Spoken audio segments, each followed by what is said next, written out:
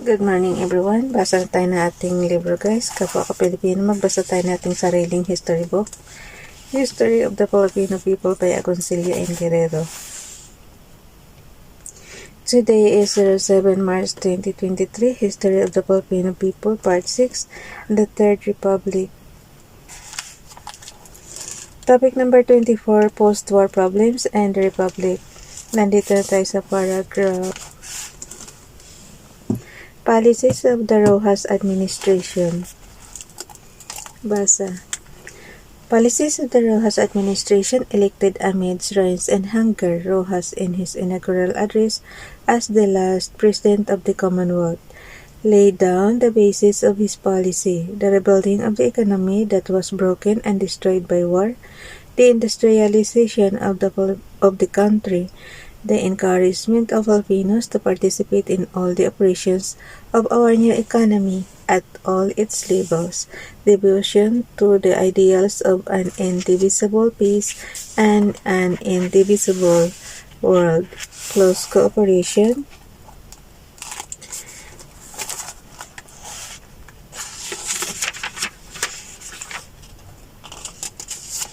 with the United States, and the restoration of the rule of law and government as the arbiter of right among the people.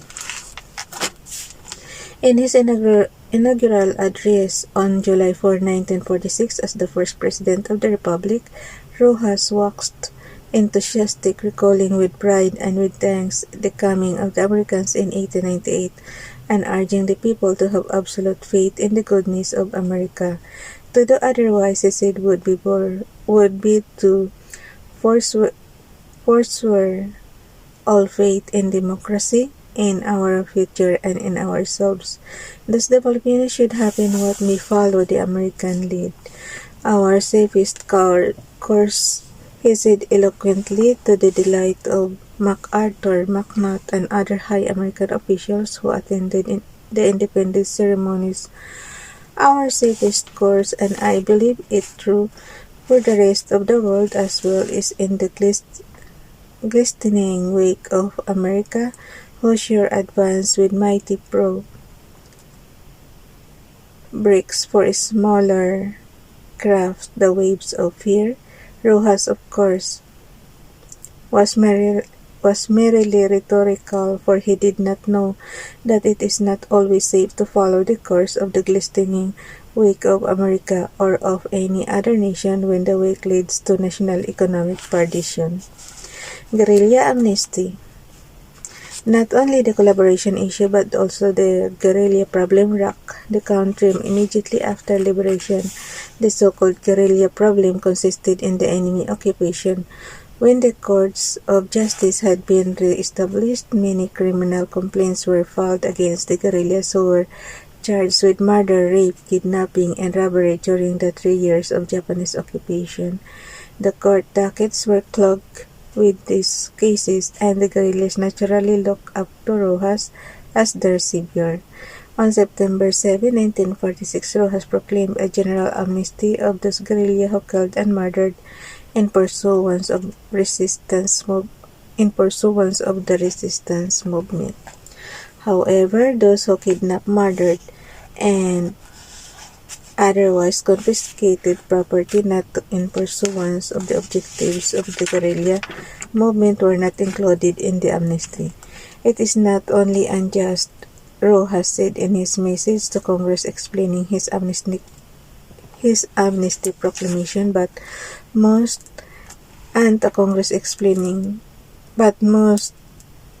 ungrateful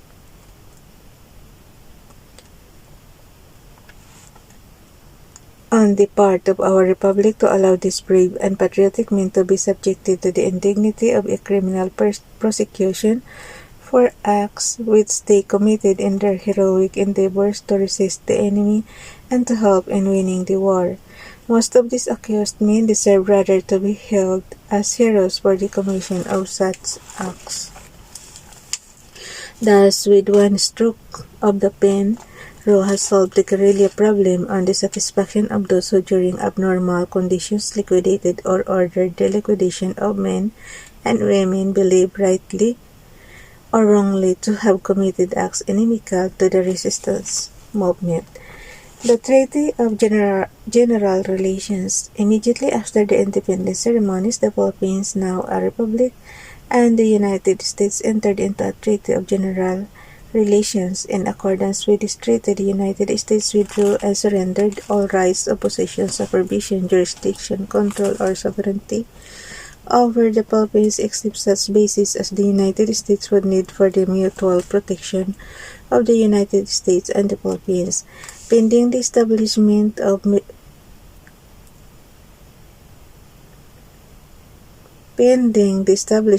Philippine diplomatic service abroad. The United States would represent the interests of the Philippines in countries where there is no Philippine representation.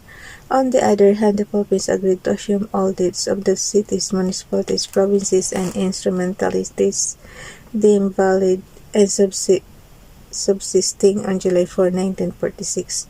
Moreover, the Philippines agreed to assume all obligations the United States had assumed after the conclusion of the Treaty of Paris between the United States and Spain, December 10, 1898. Ulitin ko guys ha. Moreover, the Philippines agreed to assume all obligations the United States had assumed after the conclusion of the Treaty of Paris between the United States and Spain, December 10, 1898.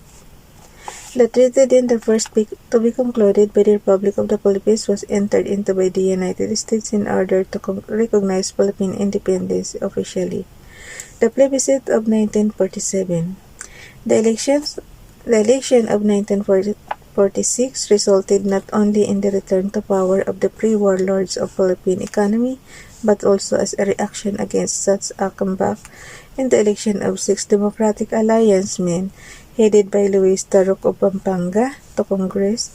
These congressmen-elect, who won by virtue of the solid support of the peasant votes of their districts, were against collaborationists in the government and more so against giving the Americans parity rights in the exploitation of Philippine natural resources. To give parity rights to the American, the Philippines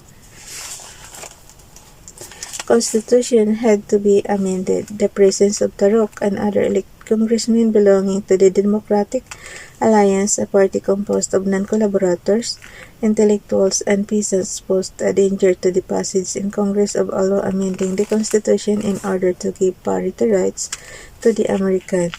With these 6 and other congressmen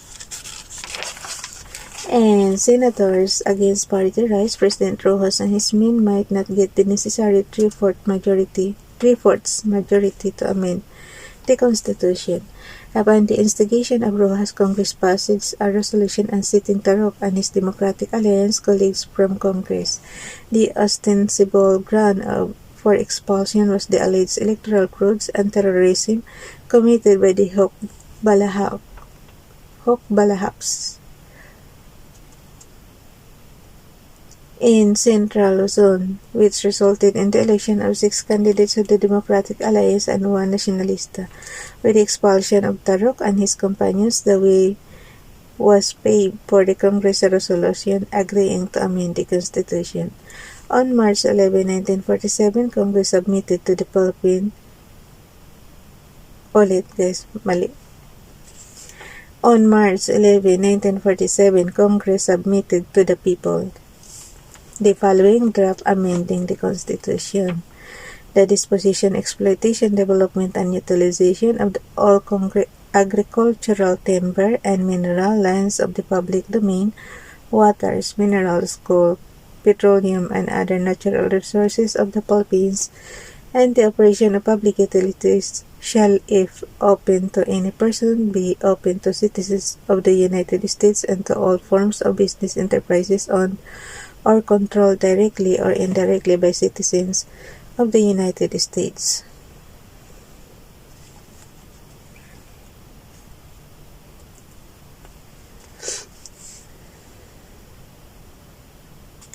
Roxas and his men went to the people to explain the blessings of American exploitation of the natural resources of the country and painted a dream picture of world contentment. peace and prosperity in the wake of such exploitation. In the same speech delivered at Plaza Miranda on March 17, 1947, Rojas said, "We have today our one big chance to convert our native land into an ideal of democracy. Our one chance is to grow and industrialize to reach the first rank of the nations of the world. We have this chance because of the heroism we displayed in the war. We have this chance because we have demonstrated by deed our love for freedom. We have earned the gratitude of mankind. We can and will show tomorrow that we deserve that gratitude by plunging courageously ahead in the great task we face." Opponents of the party amendment, led by Claro M. Recto and Jose P. Laurel, fought its approval by the people. They delivered speeches assailing the wisdom of amending the Constitution, the sacred document of the land, in order to give the Americans equal rights with the Filipinos in the exploitation of the natural resources of the country. They pointed out that the very Constitution intended to be amended provided in the preamble that the patrimony of the nation shall be conserved and developed by Filipinos. But the people were more impressed by Rojas' magic oratory and promises than with Recto's and Laurel's farsightedness. In the Plebiscite, the hungry people, dreaming of a promised prosperity at the expense of national dignity, ratified the amendment. The years that followed showed up Rojas' demagoguery and lack of vision. The country remained as poor as ever, and the promised prosperity in the glistening wake of America has to this day remained our the West. Death came for Rojas. Rojas was sincere when he outlined his program of rehabilitation and reconstruction. There was in fact too much sincerity in him that he would go to any length to be the architect of the Philippines' rise to a prosperous status. The basis of that material prosperity for which he and his countrymen were laboring was close friendship with the United States no matter what happened. He was that naive. The world of 1948 was in turmoil. The Berlin crisis was coming to a head with the Soviet Union creating trouble spots all over Europe in order to weaken the democracies. In Asia, Chiang Kai-shek was on the verge of collapse, and the Communist Army of Chote was trampling upon the nationalist Chinese's opposition with contemptuous disregard for human life. The United States, the spearhead of the democracy, was looking in all directions for allies. What more propitious moment than the present to gauge Rojas' loyalty to the United States? So in March 1948, the military authorities of Clark Air Base invited Rojas to make a public statement on the loyalty of the Philippines to the United States. Rojas accepted the invitation and delivered a major speech at the Kili Theater on April 15, 1948. Waxing enthusiastic, he said, "But if war should come, if God in his supreme wisdom shall will it that the scourge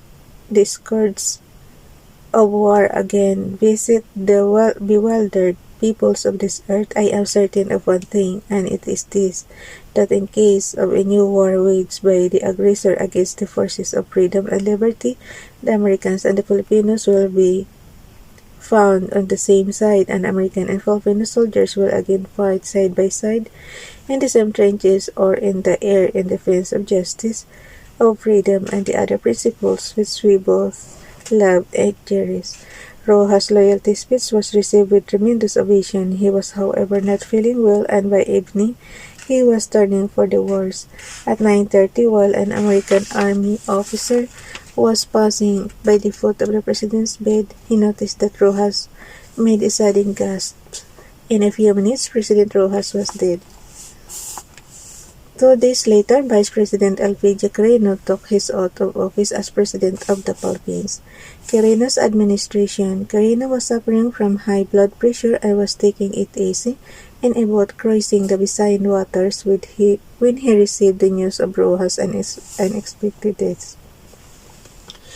Upon assuming office, Quirino, who inherited the grave problems of the state, announced that his program of government would consist in restoration. Hater yan, guys. Tinatapos ko lang kasi ito para bukas 25 na.